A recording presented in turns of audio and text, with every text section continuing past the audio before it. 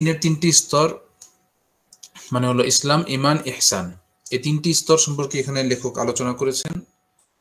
তিনটি ইসলাম, ঈমান, ইহসান এগুলোর রোকন সম্পর্কে আলোচনা করেছেন, সবগুলোর রোকন আলোচনা করেছেন। ইসলামের রোকন 5টি, এরপরে ঈমানের রোকন আসবে 6টি সামনে, ইহসানের রোকন 1টি, এগুলো সামনে আসবে।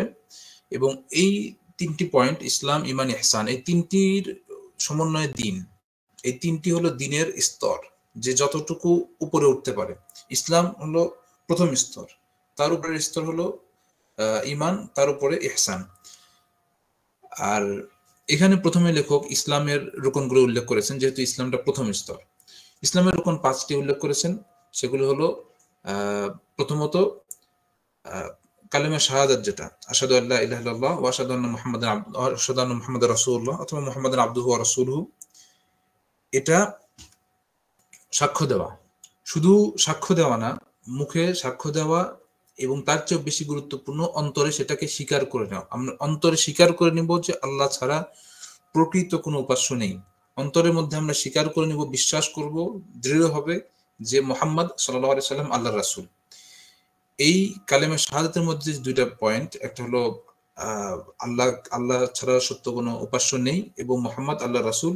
এই দুইটা পয়েন্টকে অন্তরে বিশ্বাস এবং মুখে স্বীকৃতি, এটা দিতে হবে এবং এই অনুযায়ী আমাদের কাজ করতে হবে। এই অনুযায়ী কাজ করা মানে আল্লাহ যেহেতু আমাদের একমাত্র উপাস্য, সুতরাং আল্লাহর ইবাদত করা, অন্য কোনো কিছুর ইবাদত করা যাবে না, শিরক করা যাবে না। মুহাম্মদ সাল্লাল্লাহু আলাইহি ওয়াসাল্লাম যেহেতু আল্লাহর রাসূল, সুতরাং তিনি যেভাবে ইবাদত করতে বলবেন, ইবাদত আমাদেরকে শিখিয়ে দিয়েছেন, তিনি যেভাবে দিন শিখিয়েছেন আমাদেরকে, সেভাবেই দিন পালন করা। আর এটা হলো প্রথম রোকন, ইসলামের প্রথম রোকন। দ্বিতীয় রোকন সালাত কায়েম করা, যেভাবে রাসূল সাল্লাল্লাহু আলাইহি ওয়াসাল্লাম করেছেন, শিখিয়েছেন। 3 নাম্বার যাকাত প্রদান করা, যেভাবে রাসূল সাল্লাল্লাহু আলাইহি ওয়াসাল্লাম দিতে বলেছেন।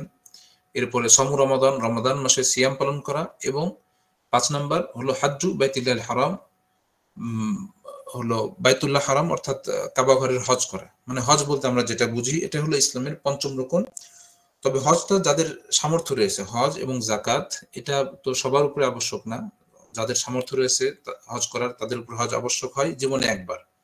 আর যাকাত, এটার নির্দিষ্ট নিয়ম আছে, নির্দিষ্ট পরিমাণ সম্পদ থাকতে হয়, সেটা নির্দিষ্ট সময় অতিবাহিত হতে হয় ইত্যাদি। তো যাদের অর্থ সম্পদ আছে তাদের উপরে নির্দিষ্ট নিয়ম অনুযায়ী যাকাত ফরজ হয়। তো এই 5টা হলো ইসলামের রোকন। তো ইসলামের এই রোকনগুলোর সাথে আমাদের পরিচয় মোটামুটি আছে। তো এরপরে আমরা যাচ্ছি, সবগুলো প্রমাণ এখানে, সবগুলো দলিল নিয়ে এসেছে লেখক। প্রথমে শাহাদা, কালেমা শাহাদাতের দলিল দেখুন। আল্লাহ তাআলার বাণী, শাহিদ আল্লাহু আন্নাহু লা ইলাহা ইল্লা হুয়া ওয়াল মালাইকাতু ওয়া উলিল ইলমি কাইমান বিল কিসত লা ইলাহা ইল্লা হুল আজিজুল হাকীম। আল্লাহ সাক্ষ্য দিয়েছেন যে তিনি ছাড়া, আল্লাহ সাক্ষ্য দিয়েছেন এবং ফেরেশতারা সাক্ষ্য দিয়েছেন এবং আলেম যারা ন্যায়নিষ্ঠ আলেম, তারাও সাক্ষ্য দিয়েছেন যে আল্লাহ ছাড়া প্রকৃত কোনো উপাস্য নেই। এখানে আবার বলছেন যে আল্লাহ ছাড়া প্রকৃত কোনো উপাস্য নেই, তিনি হলেন মহাপরাক্রমশালী, বিজ্ঞমান।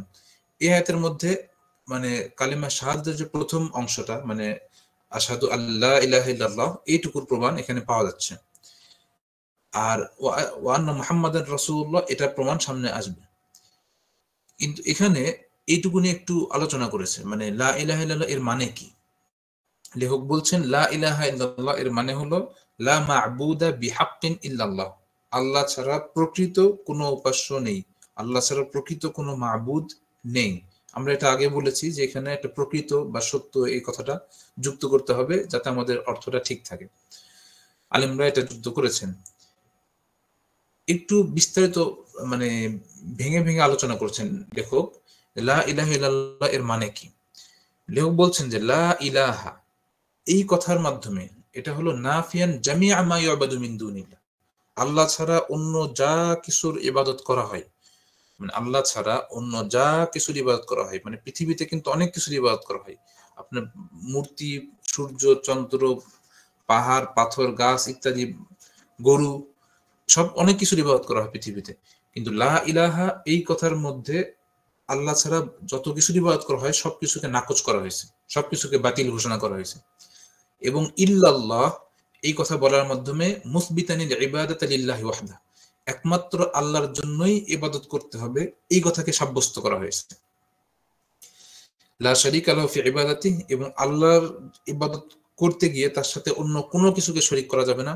যেমন ভাবে কামা আন্নাহু লা শারীকা লাহু ফি মুলকি, মানে আল্লাহ রাব্বুল আলামিনের রাজত্ব, কর্তৃত্ব, এটাতে যেরকম তিনি এক, তিনি একক, তিনি একাই রাজত্বকারী, তিনি একাই সবকিছুর কর্তা, সেরকম মানে এটার চাহিদা মোতাবেক ইবাদতটা তার জন্যই করতে হবে। মানে তিনি যদি সবকিছুর কর্তা হন, সবকিছুর মালিক হন, তাহলে আমরা অন্য কোনো কিছুর ইবাদত কেন করব? তিনি একমাত্র আমাদের ইবাদত পাওয়ার হকদার। তো এখানে লা ইলাহা ইল্লাল্লাহর ব্যাখ্যা করলেন এইভাবে। এরপরে দেখুন, লা ইলাহা ইল্লাল্লাহ এটার যে মানে একটা বাস্তব রূপটা দেখিয়ে দিয়ে গেছেন ইব্রাহিম আলাইহিস সালাম। সেটা এখানে লেখক নিয়ে এসেছেন। ইব্রাহিম আলাইহিস সালামের সম্পর্কে আল্লাহ রাব্বুল আলামিন কোরআনে বলছেন যে ওয়াইদ ক্বালা ইব্রাহিমু লিআবিহি ওয়া কওমিহি ইন্নানী বারাউম মিম্মা তা'বুদুন। ইব্রাহিম তার পিতা এবং তার কওম, ইব্রাহিম আলাইহিস সালাম নিজে একজন নবী, কিন্তু তার পিতা মুশরিক, মূর্তি পূজা করত। তো তিনি নিজের পিতাকে এবং তার নিজের যে সম্প্রদায়, নিজের গোষ্ঠী, নিজের লোকজন, তাদের সবাইকে বলে দিলেন, ইব্রাহিম আলাইহিস সালাম তাদের সবাইকে বলে দিলেন ইন্নানী বারাউম মিম্মা তা'বুদুন, তোমরা যা কিছু ইবাদত করছো, মানে আল্লাহকে বাদ দিয়ে, তারা তো মুশরিক ছিল, তো তোমরা যা কিছু ইবাদত করছো এই সব কিছু থেকে আমি নিজেকে দায়মুক্ত ঘোষণা করলাম, নিজেকে মুক্ত ঘোষণা করলাম। ইল্লাল্লাযী ফাতারানি ফাইন্নাহু সায়াহদিন, তবে যিনি আমাকে সৃষ্টি করেছেন সে আল্লাহর আমি ইবাদত করব, তিনি আমাকে পথ দেখাবেন। ওয়াজআলাহা কালিমাতান বাকিয়াতান ফি আকিবিহি লাআল্লাহুম ইয়ারজিউন, এবং ইব্রাহিম আলাইহিস সালাম যে এই কথাটা বললেন, মানে শিরিক থেকে, এবং শিরিক যারা করছে সেটা নিজের বাবা হলেও তাদের থেকে বারা ঘোষণা করলেন, নিজেকে মুক্ত ঘোষণা করলেন, নিজেকে বিচ্ছিন্ন ঘোষণা করলেন। এইটাকে আল্লাহ রাব্বুল আলামিন পরবর্তীতে এই কথাটাকে স্থায়ীভাবে রেখে দিয়েছেন, লাআল্লাহুম ইয়ারজিউন, মানে ইব্রাহিম আলাইহিস সালাম এই কথার উপরেই ছিলেন এবং পরবর্তীতে এই কথাটাই স্থায়ীভাবে রেখে গেছে। এখানে লা ইলাহা ইল্লাল্লাহ এই কথার যে একটা বাস্তব রূপ, সেটা ইব্রাহিম আলাইহিস সালাম তার সময়ে দিয়েছেন, কঠিন সময়ে, যার কারণে তাকে শাস্তি দেওয়া হয়েছিল, আগুনে ফেলা হয়েছিল।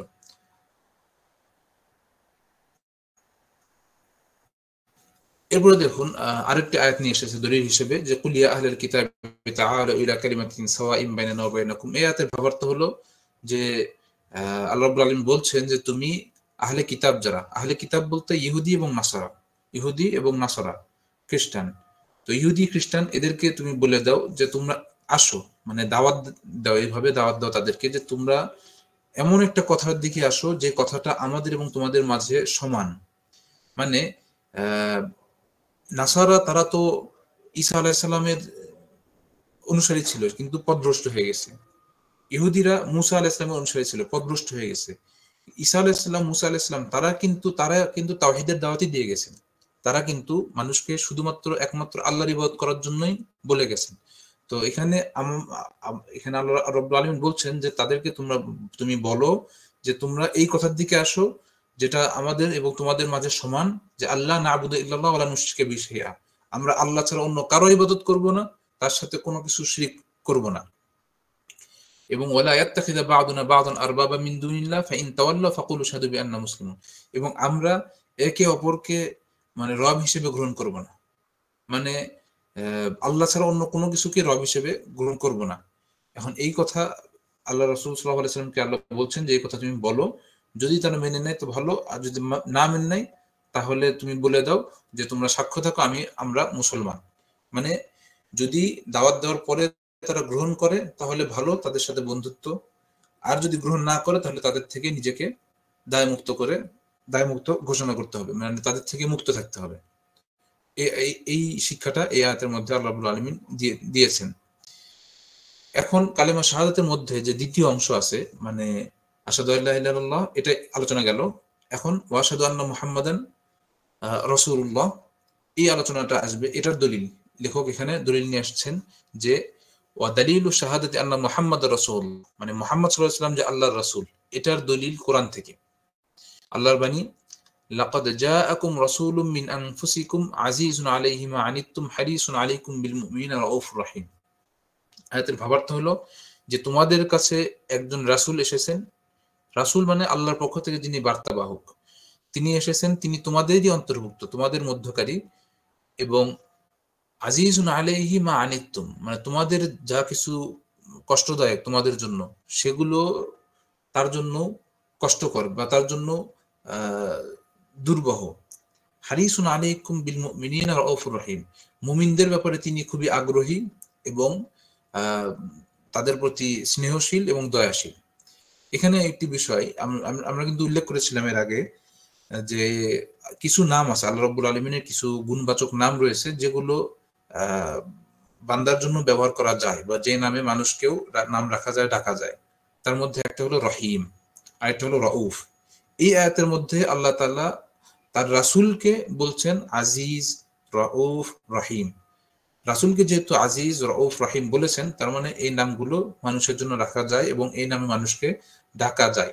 তবে রহিম, রউফ, আজিজ এই নামগুলো যখন মানুষকে ডাকা হবে, তখন তার অর্থ যা বোঝাবে সেটা হবে সীমাবদ্ধ গুণ বোঝাবে।